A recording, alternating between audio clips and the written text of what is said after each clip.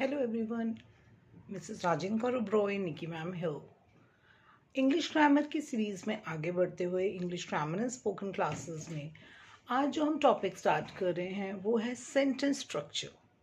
Sentence का structure होता है जैसे कि एक छोटा बच्चा होता है घर में, पहले वो पानी को मम मम मम बोलता है, धीरे धीरे वो पानी को पानी बोलना शुरू कर देता है।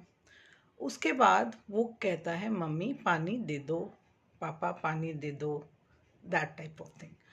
तो छोटे छोटे वर्ड्स मैंने करा दिए, बहुत सारी विकैब्स करा दी, अलग अलग टॉपिक पे हमने विकैबलरी अपनी क्लियर कर ली। अब हम आते हैं सेंटेंस फॉर्मेशन पे।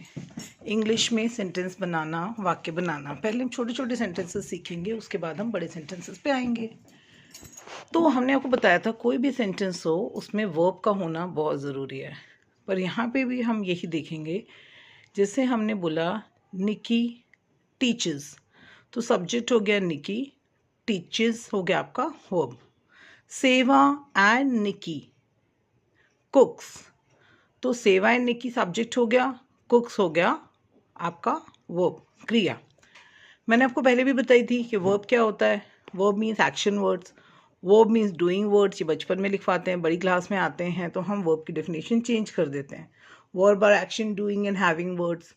वर्ब आर वर्ड और फ्रेज इंडिकेटिंग एन एक्शन और इवेंट और स्टेट। मैंने बताया था कि अगर कोई सो रहा है तो वो भी एक अवस्था है, ठीक है। तो सेकेंड थिंग में हम जाते हैं कि subject plus verb plus object. इसका एग्जाम्पल देते हैं, निकी एंड सेवा कुक्स मील। तो सब्जेक्ट क्या हो गया, सेवा एंड निकी, सेवा एंड निकी कुक मील। तो कुक क्या हो गया, वर्ब, मील हो गया हमारा ऑब्जेक्ट, ठीक है।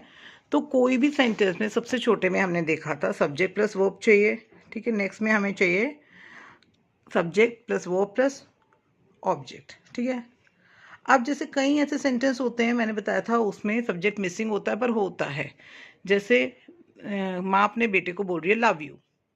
अब वहाँ पे सब्जेक्ट क्या है, आई, ये अंडरस्टूड है, I love you. I missing होता है, तो कई जगह सब्जेक्ट होता नहीं है पर फिर भी होता है। अंडरस्टूड होता है कि लव यू बोल रहे हैं तो आई लव यू है, मिस यू बोल रहे हैं तो आई मिस यू है, ठीक है। इसी सीरीज में आगे बढ़ते हुए हम देखेंगे सेंटेंस स्ट्रक्चर का अगर हम फॉर्मूला लेंगे, क्योंकि कई जगह सेंटेंसेस को फॉर्मूले से सिखाते हैं, सीधे नहीं सिखाते। सीबीएसई में सीधे इंग्लिश बोलते हैं, सीबीएसई में इंग्लिश को, ग्रामर को इतने डीप में नहीं ले जाते। बट जहाँ पे हमारे कॉम्पिटिटिव एग्जाम्स की बात आती है, एसएससी आती है, सीटीटी आती है, कॉम्पिटिटिव एग्जाम्स की बात आती है, वहाँ हमें ग्रामर की बारीकियाँ शुरू से चाहिए रहती हैं। तो इस रेफरेंस में हम देखेंगे स्ट्रक्चर, सेंटेंस स्ट्रक्चर में